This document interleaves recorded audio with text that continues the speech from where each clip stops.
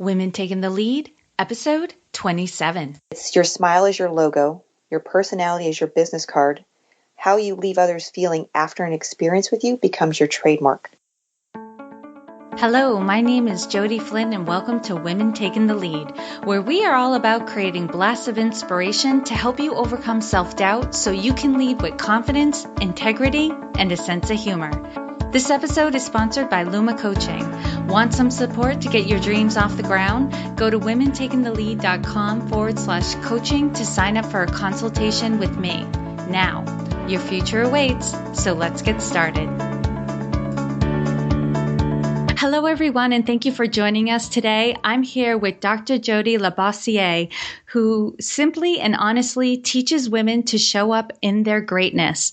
Best-selling author, host on TV and radio, Doctor of Asian Metaphysical Sciences, Reiki Master, print and runway model, Esthetician and Beauty Expert. Jodi arrived in America and was awarded the EB-1 visa, a person of extraordinary ability. She remains recognized by the USA governing body as being in the top 1% of her field. Jodi currently works with both corporate and private clients, focusing on health and wellness. By mentoring, coaching, and giving real practical advice, Jodi advances women towards their career and personal goals. She passionately shows us all how getting healthy can make you wealthy. Now, Jodi, that's just a teaser for everyone. So tell us more about you and your own humble beginnings. Oh, my goodness. I always say it's like, where do I begin? Well, as you know, I immigrated to the United States and I've been here now about 11 years. But at the time when I decided to move to California from Winterpeg, Canada, it was literally January. It was the coldest spot on earth for a week straight. And I just couldn't take another winter. And it literally was a time for me because it was my second divorce. I was emotionally, financially, and morally bankrupt. And I was just like, I need to make a change. And so I headed to California with my car, 2 suitcases, and 2 cats. And that was it. So fast forward almost 11 years later, and we're well past that now. That's good. Yes, I think this past winter is going to inspire many people in the Northeast regions to head to warmer climates, and I've already been hearing people talk about it. I highly recommend it. So, Jodi, you've had success in your life and you've definitely gained some confidence, but take us back to a time when you were playing small and you may not have been aware of it at the time. Share with us the story and the lessons you learned. Well, I know when people say play small, there's some things when I was working in corporate, because when I moved down to California, I worked for other companies and I was a really good worker and I made a lot of people a lot of money. And then I had that moment where I'm like, why am I making these people money and I'm getting just a tiny little piece of it? And that was kind of the day when I went, you know what? And I literally quit my job. It was June 1st. I'm like, I'm out. Like, I'm gone. Don't need your paycheck. I am just leaving. And I decided I am doing my own thing, because if I'm going to build something up again and help someone create something, it was going to be me creating something for myself. And forget about 10% of something. It's like I wanted 100% of it. That was a big leap. What led up to it? Or what was what was going through your mind where you were just like, I'm out? Because a lot of people, they think that, but then their next thought is, but I don't have a plan. I don't know what I'm going to do next. Yeah. No, I didn't have a plan. And I didn't know what I was going to do next. But I had worked very hard in corporate and I'd saved my money. I'm a firm believer in debt is a cancer. So I never... Even to this day, I don't spend beyond my means. I don't do debt. I don't do payments.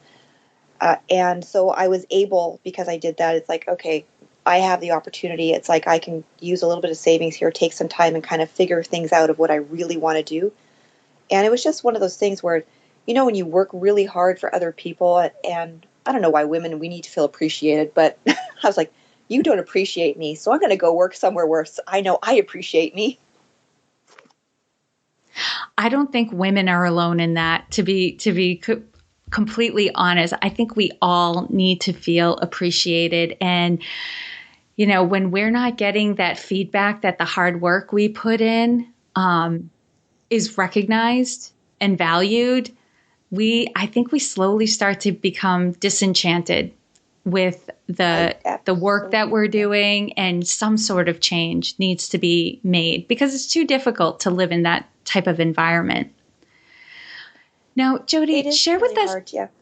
Oh, go ahead. Share that thought. Oh, no, I just said it is hard to be in that environment. And I think, and a lot of women get stuck in that environment because we're all scared of change.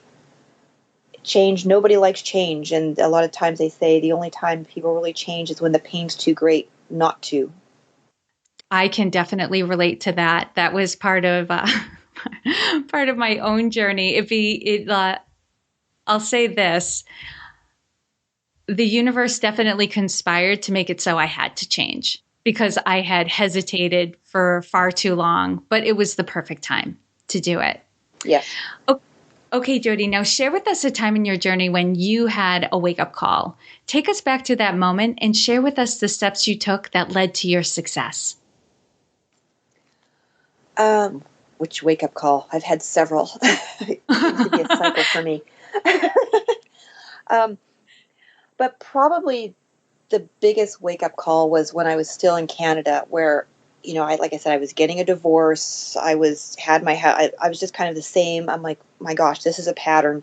And if I stay here, if I don't do something now, I'm going to probably, dare I say, get married again and do this. And it was just going to be again. And I'm like, I need to cut the cycle and make a change. And it has to be drastic. So that's when I decided I'm going to move to California. Why not? And what's changed since you moved to California? Because you said you didn't want to stay where you were because you were afraid you'd just go right back into the same cycle and it would just pick up where it left off. And what were some of the changes you made after you changed your environment? Things got very real, very fast down here, or in California.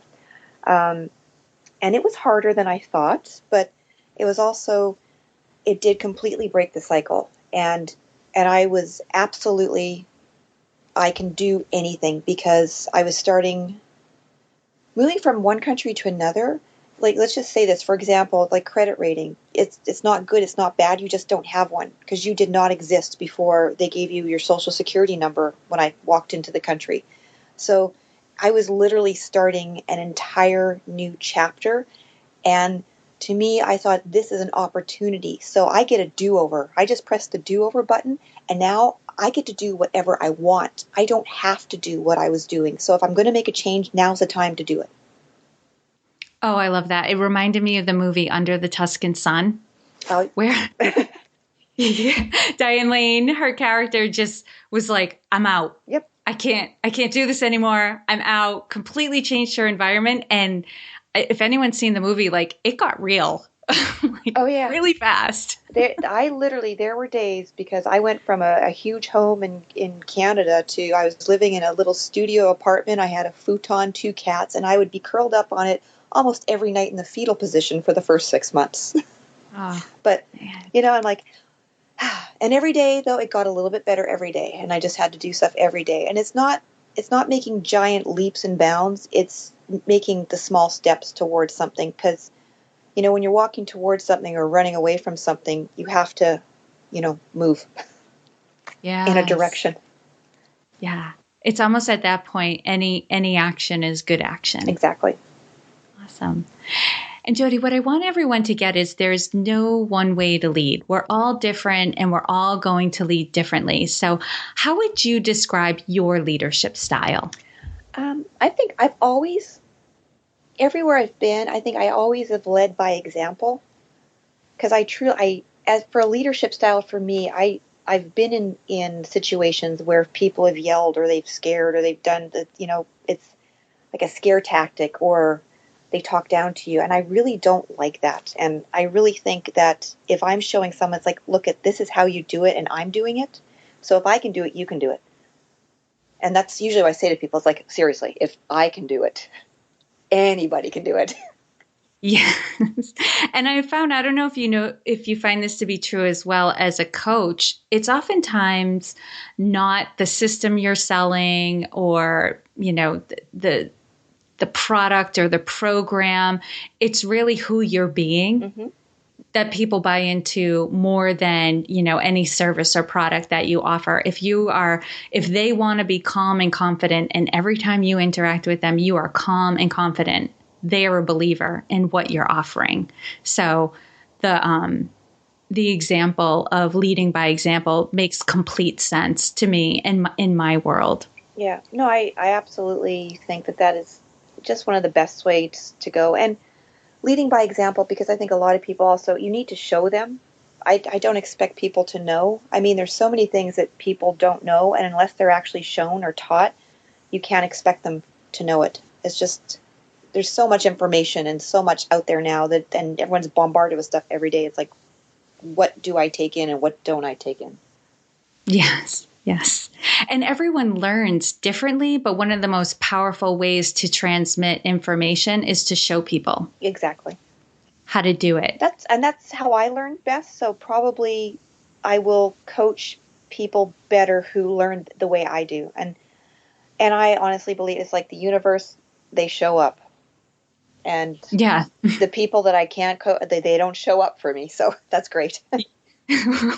which is a good deal. Yep, exactly. Awesome. Jodi, what is one thing you're working on right now that you're really excited about? I am actually working on with empowerment partnership. So we are working on a coaching program and working together, and it is going through August. It's going to take a few more months. We're doing some beta tests and some pre-study stuff, but by September we're going to be launching it, and that is going to be amazing. I am so excited about it. I can't wait.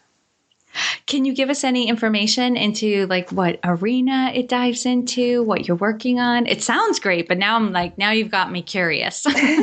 Well, the arenas is because there's a few areas where people want to coaching in, right? How to make more money. After that, it's usually health and fitness or health and wellness. Then it's like relationships, and it's like personal growth. Those seem to be the four.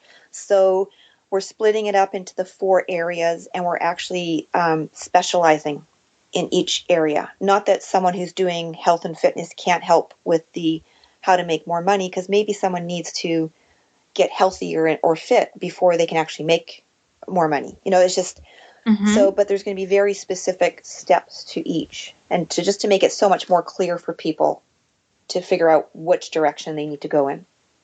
Yes, and they interact very well with each other, because what you were just saying right there I see it all the time in my business when I'm coaching, that if somebody's struggling in their business, some of the things that are getting in their way are their health and wellness, or their lack of health and wellness. It's more their rituals or their habits that are getting in the way. And when you don't feel good, if you are not well, I should say, it's going to be really hard to be really effective in your business, as well as if, important relationships in your life, if they're falling apart, it's hard to focus when you're at work, and it's hard to stay on track with your health. So I love that you've hit those four pillars, I guess, for lack of a better term, so that everyone can get what they need from your program. Yeah. And I truly, for me, health and wellness is first, because I actually have celiac disease, and it's chronic, it's manageable, but there are times where I just don't feel well, and I have to take care, every day I have to be on it. I cannot take a day. There's no day off for me from it. Otherwise I get sick and I don't feel well. So for other people, it's, what I say, it can be difficult, but it can be done, and anyone can do it. Absolutely. They may not have the triggers like you do that keep you on the straight and narrow, but they're there. There are sensitivities.